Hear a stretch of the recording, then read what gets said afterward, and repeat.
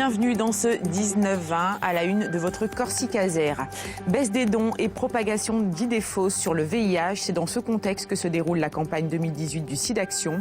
Sylvie Marcaggi, présidente de l'association de lutte contre le sida à Ayoudougourso, est notre invitée. Prévention et situation sanitaire en Corse, nous ferons le point avec elle dans un instant. Il parcourt le monde à la recherche de documents et de témoignages perpétuant la mémoire du génocide juif. Des représentants du Mémorial national de la Shoah sont venus pour la première fois en Corse. Ils ont rencontré plusieurs familles de confession juive installées sur l'île. Avant de développer ces titres, ce rendez-vous politique, Olivier Dussopt, secrétaire d'État auprès du ministre de l'Action et des Comptes publics, sera en Corse ce lundi. Il sera reçu à 10h30 par le président de l'exécutif, Gilles Simeoni. Ce déplacement s'inscrit dans le cadre d'une série de visites ministérielles qui se dérouleront jusqu'au mois de juin, comme l'avait annoncé le président de la République en février dernier. Ne pas banaliser le VIH, c'est le message délivré par les médecins et les associations à l'occasion du SIDAction. Car il semblerait que la population baisse la garde, d'après les statistiques. Toujours pas de recul du nombre de contaminations, des dépistages en baisse, surtout chez les jeunes. Pourtant, malgré l'efficacité des traitements, vivre avec le VIH est loin d'être anodin. Témoignage recueilli par Stella Ross et Jennifer Capaille. Claude, 55 ans, est séropositif. C'est dans les années 90, lors d'un dépistage prénuptial, qu'il apprend la nouvelle. Aujourd'hui, son traitement consiste à prendre un seul comprimé, mais cela n'a pas toujours été le cas. J'ai eu une période où il y avait 30-35 cachets par jour à avaler, avec des prises toutes les 4 heures, la nuit y compris. Enfin bon, c'est assez compliqué.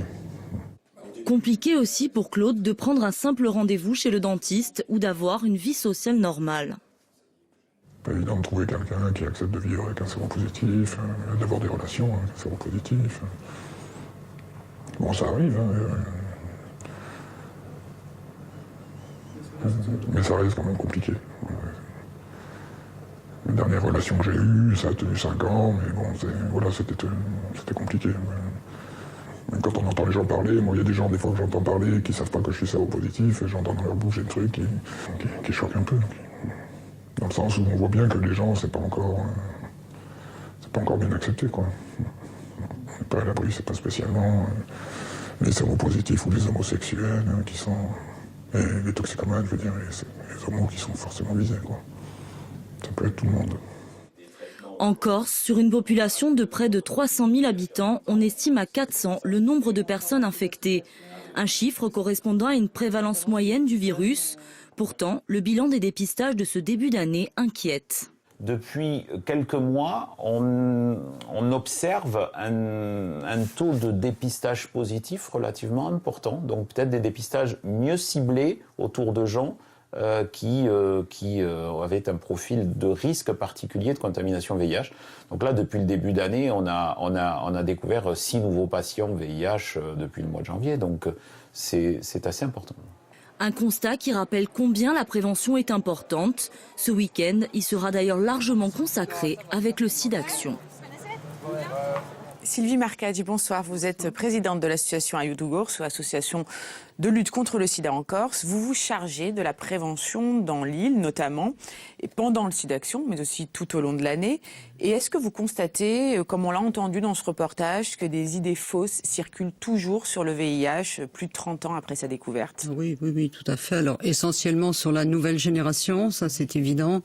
Je pense qu'ils se sentent pas trop concernés, que pour eux c'est un peu banal. Donc, ils ont beaucoup de fausses informations ou pas d'informations du tout. C'est-à-dire, on découvre là au moment du SIDAction que 21% des 15-24 ans pensent à tort, que le virus peut se transmettre par un baiser. Oui, c'est possible. On l'entend encore. On entend des choses assez... Vous pensez que c'était oublié depuis les années 80, ce genre d'informations ? Oui, mais je pense qu'il y a quand même eu une baisse très significative de l'information au fil des années. C'est vrai qu'aujourd'hui, vivre avec le VIH, c'est une espérance de vie quand même beaucoup plus importante qu'avant. C'est, on va dire, moins grave. Ça ne veut pas dire que ce soit anodin. C'est pas une maladie facile, mais c'est quand même... Est-ce que c'est ça, oui, justement, le problème, c'est qu'est-ce qu'il y a une baisse de la vigilance des pouvoirs publics, peut-être des associations aussi, peut-être que la communication est moins importante qu'avant, je pense et c'est le revers de la médaille du progrès médical, je dirais. C'est possible, oui. Il y a on va dire une démobilisation quand même de l'information, aussi des pouvoirs publics. Je crois que ce n'est plus une cause maintenant prioritaire. Alors c'est vrai qu'il y a beaucoup de causes. Mais bon, je pense que ça joue, oui, tout à fait, sur l'information. Et puis, je pense aussi le manque de contact. Ça nous a frappé quand même, c'est dans les familles. On n'en parle pas. Et ça. Les enfants, on parle d'adolescents, on constate que le sujet n'est jamais abordé. Et alors, on sait que la seule arme contre le virus aujourd'hui, c'est toujours le préservatif. Il n'existe toujours pas de vaccin, contrairement à ce que certains jeunes peuvent croire. Non. Qu'est-ce que savez-vous de l'utilisation de ce préservatif dans cette nouvelle génération? Alors, on a bien du mal à savoir exactement si vraiment... Alors, bien sûr, ils connaissent tous le préservatif, ça c'est sûr. Est-ce qu'ils l'utilisent vraiment? Se sentant peu concernés, on n'en est quand même pas sûr. On n'en est quand même pas sûr de ça. Et le dépistage, c'est très important parce qu'on peut être porteur du virus et l'ignorer. Si on n'est pas traité, on est contagieux. Est-ce que est-ce qu'on met suffisamment de moyens sur des campagnes de dépistage aujourd'hui en France? Je pense qu'il y a quand même un manque aussi là d'informations sur toutes les possibilités aujourd'hui qui se présentent à nous de dépistage. Il y en a quand même plusieurs. Il y a bien sûr le test en laboratoire classique que tout le monde connaît. La prise de sang, c'est qui est par une prise de sang. Et il y a des tests rapides qui s'appellent des TROD, donc qui vous donnent un résultat environ d'une demi-heure maximum. Vous avez un résultat. Ça se fait dans les associations, ça se fait dans les Cégid ou les anciens centres de dépistage. Donc, et il y a aussi l'autotest. Alors ça, c'est un test quand même qui est sorti depuis 1 an et demi, qui est un peu méconnu. Et qu'on peut acheter en pharmacie et effectuer à la maison avec une simple goutte de sang. Tout à fait. Et sans ordonnance. Et sans ordonnance. Merci beaucoup Sylvie Marcage. J'ajoute que vous pouvez faire un don pour la lutte contre le sida en vous rendant sur le site du SINAction ou en téléphonant au 110. Des dons qui permettent de financer la recherche médicale, mais aussi l'accompagnement des malades, ce qui est aussi fait partie de vos actions, et la prévention. Merci Sylvie Marcage. Dans le reste de l'actualité,